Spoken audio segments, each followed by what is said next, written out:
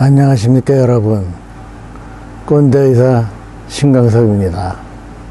제가 J1 비자를 가지고서 J1 웨이버를 받기 위해서 웨스트버지니아의 어느 벽천 생활을 하는 것을 아직도 말씀드리고 있는데, 오늘 제가 가지고 온 인형은 개 닥터이죠.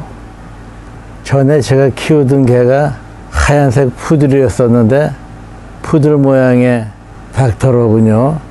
점잖게 이렇게 하얀 가운에 청짓기까지 하고 있습니다.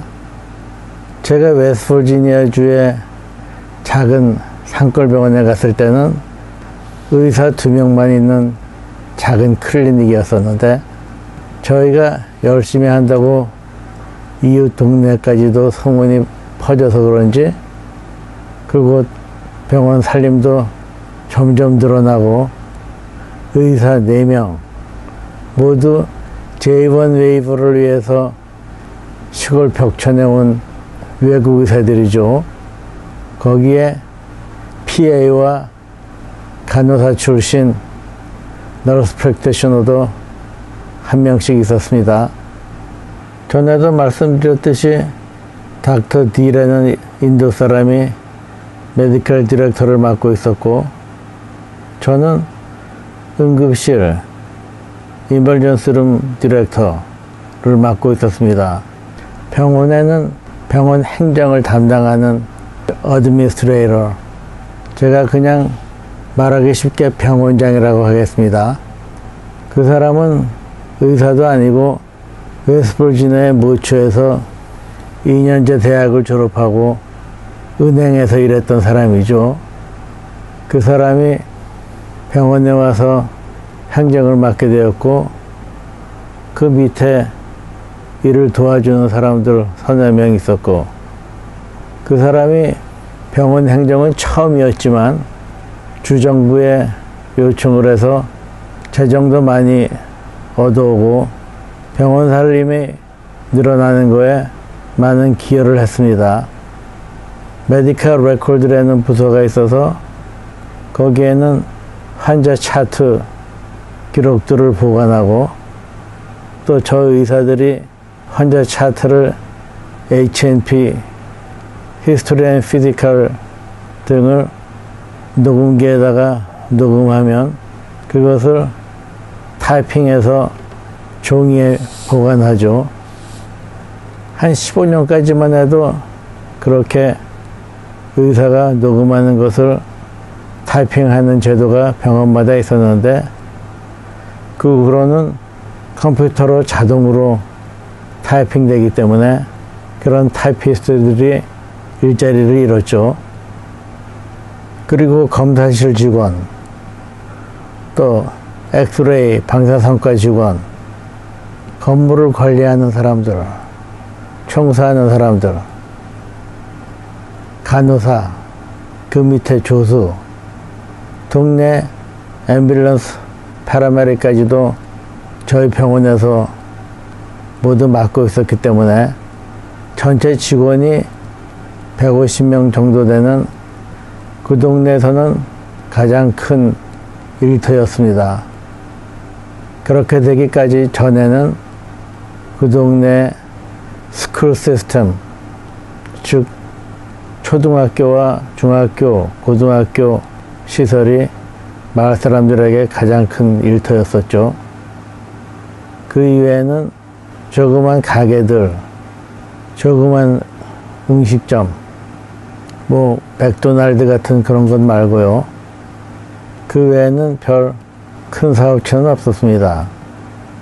사방에 숲이 우거진 산골이라서 여러 가지 야생동물, 즉 곰이나 사슴, 너구리, 스컹크, 다람쥐, 칠면조들이 야생으로 사방에 널려 있었는데, 사냥 시즌이 되면 멀리서도 그곳에 일부러 와서 사냥을 하는 것이 또 그 마을에 낙후된 경기를 부흥시키는 거리가 되기도 했죠.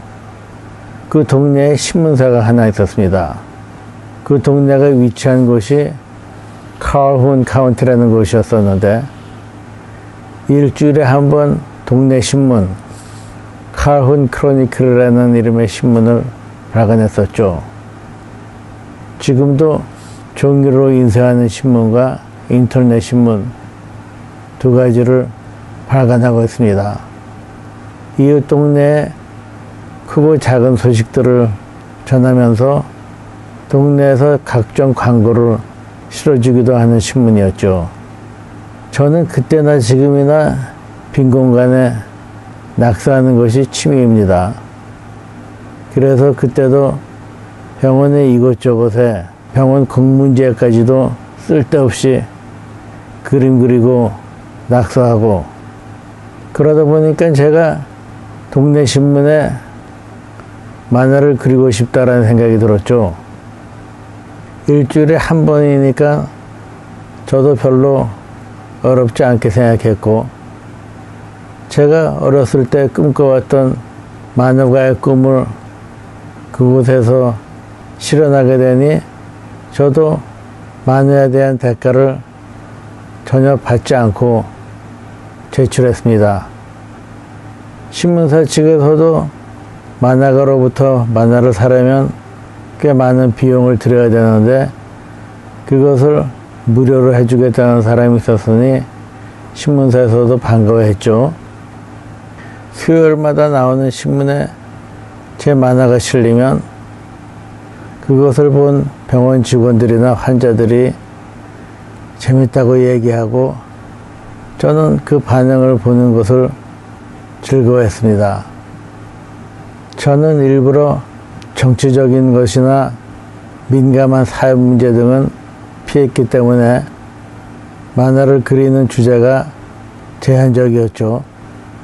예를 들어서 무슨 특별한 날, 크리스마스나 추수감사절, 혹은 그 마을 고등학교의 졸업식 등등에는 그것을 주제로 그림을 그릴 수가 있었는데, 그렇지 않은 평일, 예를 들어서 5월 13일, 9월 28일 이런 날은 그냥 아무 날도 아니잖아요.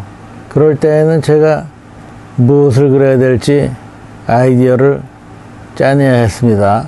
주제만 생각내면 제가 이 손끝에서 그림이 자동으로 나옵니다만 그 아이디어를 내기가 어려웠었죠. 하여튼 그 동네에서 한 번도 빼지 않고 일주일에 한 번 제가 떠날 때까지 동네 신문에 만화를 실었습니다. 제가 여행을 갈 때까지도 미리 그림을 그려서 제출하곤 했었죠. 그곳에 온 지 2년 정도 지날 무렵 저희 둘째 아이가 태어났습니다. 그곳에는 산부인과가 없기 때문에 그곳에서 거의 2시간 걸리는 파커스버그라는 좀 더 큰 도시에 가서 저희 와이프가 출산했죠.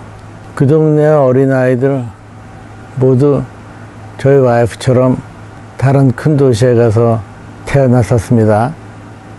엄마가 자기가 임신한 줄도 모르고 있다가 응급실에 와서 갑자기 애를 낳아서 모두를 놀라게 하는 그런 경우 빼고 말입니다. 그런 경우가 가끔 있었죠. 여러분, 오늘은 여기까지 말씀드리고요. 다음에 이야기를 계속하겠습니다. 감사합니다, 여러분.